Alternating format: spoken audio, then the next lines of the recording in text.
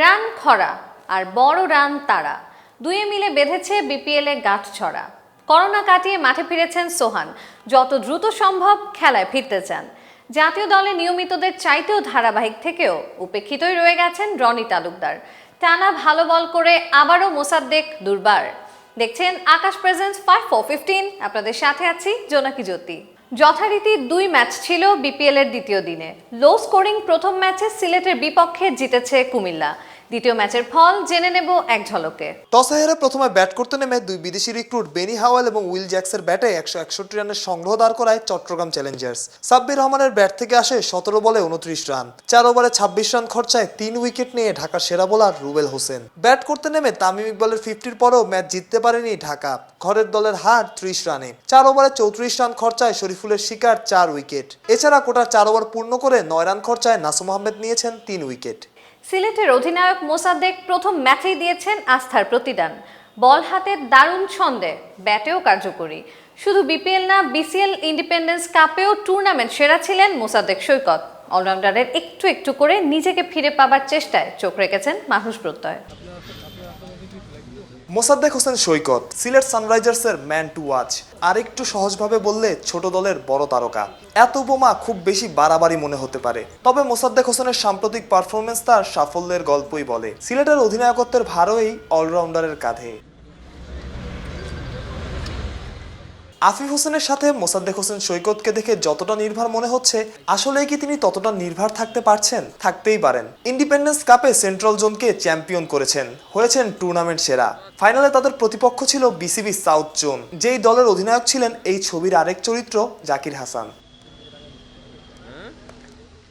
Bangabandhu BPL এর প্রথম ম্যাচে ছোট পুঁজি নিয়েও লড়াই করেছে মোসাদ্দেকের সিলেট, যেখানে বড় ভূমিকা ছিল এই অলরাউন্ডারের 4 ওভারের স্পেল। 10 রান খরচায় নিয়েছেন 2 উইকেট। তবুও দলের হার হয়তো নিশ্চিত করেই পড়াচ্ছে সিলেটের অধিনায়ককে। সিলেটের ব্যাটার এনামুল হক বিজয় অবশ্য পঞ্চমুখ অধিনায়ক মোসাদ্দেকের প্রশংসায়। সৈকত দারুণ একজন ক্যাপ্টেন, ও দারুণভাবে লাস্ট 2টা টুর্নামেন্ট হ্যান্ডেল করেছে। তো ও খুব ভালো ডিসিশন নিচ্ছিল যখনই যাকে বল এনেছে, এবং যে বলারটাকে বল দিয়েছে তারা এক্সিকিউট করার ট্রাই করেছে। দল খারাপ করলে হতাশা কাজ করে, তবে ব্যক্তিগত পারফরমেন্স হয়তো নিশ্চিত করেই মোসাদ্দেক হোসেনকে স্বস্তি দেবে।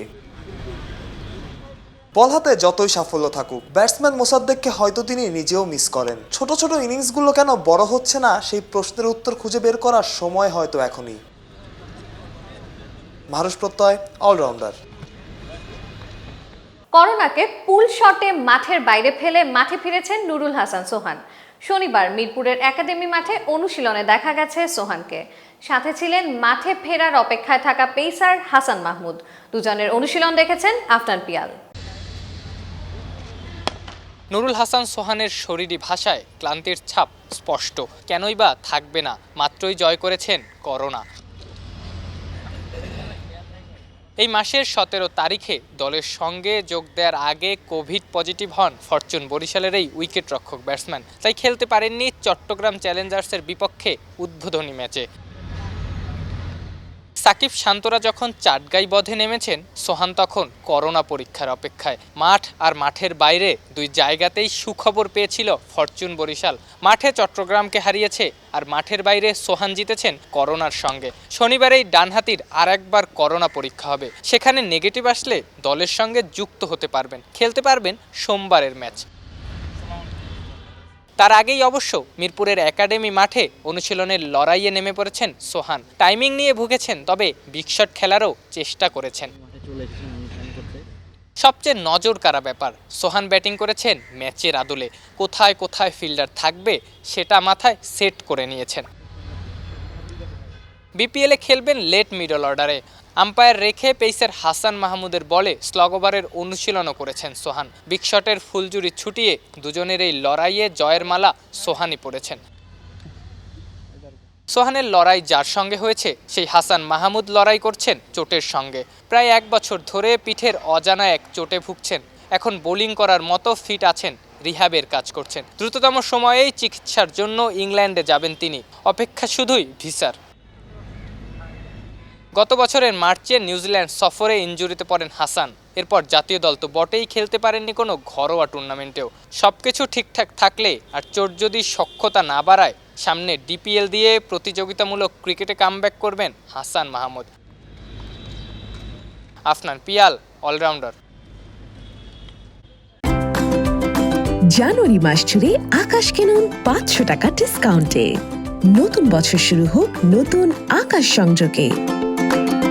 ফেসবুকে হাইপ নেই, তাই পারফর্ম করেও কামরুল ইসলাম রাব্বি আলোচনায় নেই। অথচ গেল ডিপিএলেই রাব্বি ছিলেন দ্বিতীয় সেরা উইকেট টেকার।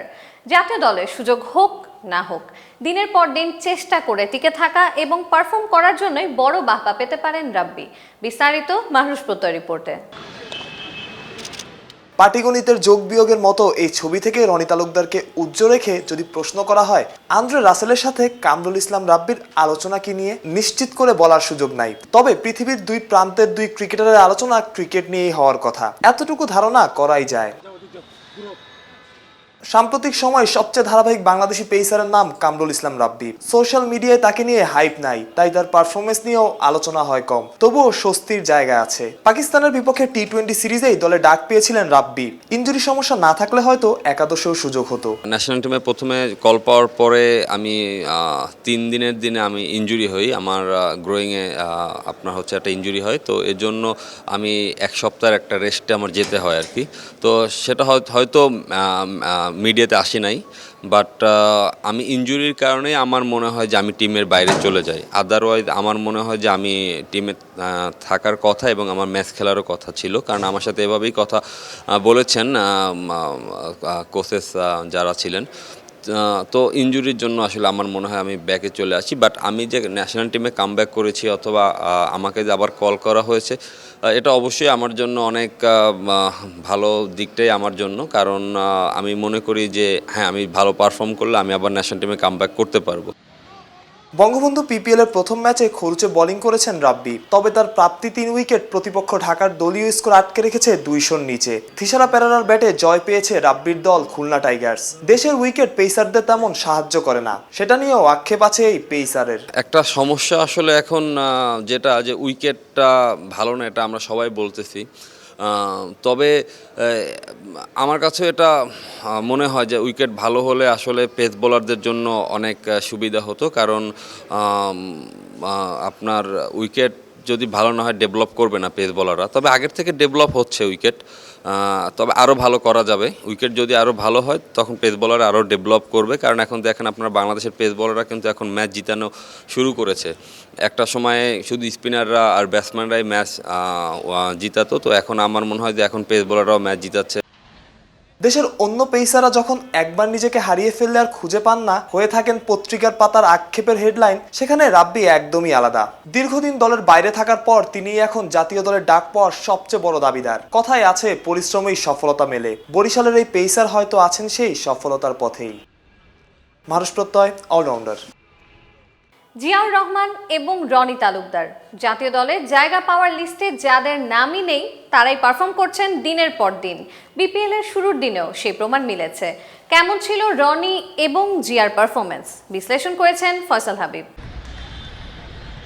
আন্তর্জাতিক ক্রিকেটে দীর্ঘদিন উপেক্ষিত জিয়াউর রহমানের উপর ভরসা রেখেছিল সাকিব সুজন জুটির ফরচুন বরিশাল। বরিশালের প্র্যাকটিসে জিয়ার সরব উপস্থিতি জানান দিচ্ছিল ইনিংস শেষের প্ল্যানটা হয়তো তাকে ঘিরেই করছে দক্ষিণাঞ্চলের দলটা। তাই হয়েছে। শুক্রবার চট্টগ্রামের বিরুদ্ধে ম্যাচে জিয়াকে খেলানো হয়েছে, আর তিনিও আস্থার প্রতিদান দিয়েছেন।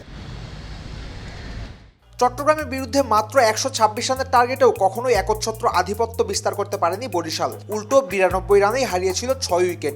8 নম্বর ব্যাটার হিসেবে জিয়াউর রহমান যখন উইকেটে এলেন তখন 30 বলে 34 রানের দরকার বরিশালের। অভিজ্ঞ ডোয়াইন ব্রাভো ছিলেন, কিন্তু একটা উইকেট গেলেই পা হওয়ার কথা বরিশালের। অবশ্য তেমনটা আর হতে দেননি জিয়া। দলকে ম্যাচ জিতিয়েই উঠেছে ব্রাভো জিয়ার জুটি, আর সেখানে সম্মুখ ভূমিকা ছিল জিয়াউর রহমানেরই। 2-4 আর 1-6-এ 12 বলে 19 রান করে নট আউট থেকেছেন এই পেস বোলিং অলরাউন্ডার। ম্যাচ শেষে জানিয়েছেন অভিজ্ঞতার জোরেই দলকে জেতাতে পেরেছেন তিনি। আমি মনে করি যে টি-20 ম্যাচটা এক্সপিরিয়েন্সের খেলা, কারণ প্রত্যেকটা ওভারে খেলা চেঞ্জ হয়, তো এই খেলাটা বোঝাটা খুবই ইম্পর্টেন্ট। তো এক্সপিরিয়েন্সটা আসলে খুবই কাজে দেয়। সেখানে আমাদের টার্গেট ছিল যে আসলে ওই সময়টা যত ডেতে যাওয়া যায়, ম্যাচটা ক্লোজ করা যায়, লাস্টে যে হয়তো 2 ওভার আমরা ট্রাই করবো যদি বেশি রান প্রয়োজন হয়। কিন্তু আসলে সেইটা প্রয়োজন হয় না, তার আগে রানটা আমাদের হওয়ার কারণে আমাদের ম্যাচটা ইজি হয়ে যায়। আমরা ফার্স্ট ম্যাচটা উইন করেছি, যার কারণে আমাদের সেকেন্ড ম্যাচটা অবশ্যই আমাদের হেল্প করবে। আমাদের সবার ভিতরে একটা বিলিভ আছে যেন আমরা ভালো টিম, ইনশাল্লাহ আমরা সামনের ম্যাচটাও ভালো করবো ইনশাল্লাহ। রাতে ঢাকা খুলনার ম্যাচটা অবশ্য ম্যারমেরে হয়নি। ঢাকার 184 রানের টার্গেট খুলনা টপকে গেছে, যার কৃতিত্ব দেশীয় ব্যাটার রনি তালুকদারের। বড় রানের লক্ষ্যে ব্যাট করতে নেমে দ্রুতই একটা উইকেট হারিয়েছিল মুশফিকুর রহিমের দল। সেখান থেকে আরেক ওপেনার আন্দ্রে ফ্লেচারের সাথে জুটি গড়েন রনি তালুকদার। খুলনার ইনিংসের প্রথম ঝড়টা তিনিই শুরু করেছিলেন, পরে অবশ্য পরিস্থিতি বুঝে রয়ে শয়ে খেলেছেন। তুলে নিয়েছেন আসরের প্রথম 50ও। 7-4 এবং 1-6 61 রান করে প্লেয়ার অব দ্য ম্যাচও হয়েছেন রনি তালুকদার। জয়ের ব্যাপার আমাদের প্রথম থেকে আত্মবিশ্বাস ছিল, কারণ আমাদের টিমটা একটা ব্যালেন্স টিম তৈরি হয়েছে। মুশফিক সবসময় আমাদেরকে সাপোর্ট করছে যে আমাদের টিম ভালো, তোরা ওটা নিয়ে চিন্তা করছে না, যত রানই হোক, সেটা 200 হোক 210 হোক, আমরা এটা চেস করতে পারবো। না, মুশফিক ভাই আমার একটা প্ল্যান দিয়ে দিছে যে তুই কিভাবে খেলবি, এটা আর কি আমার ম্যাচের আগেই এটা বলে দিছে।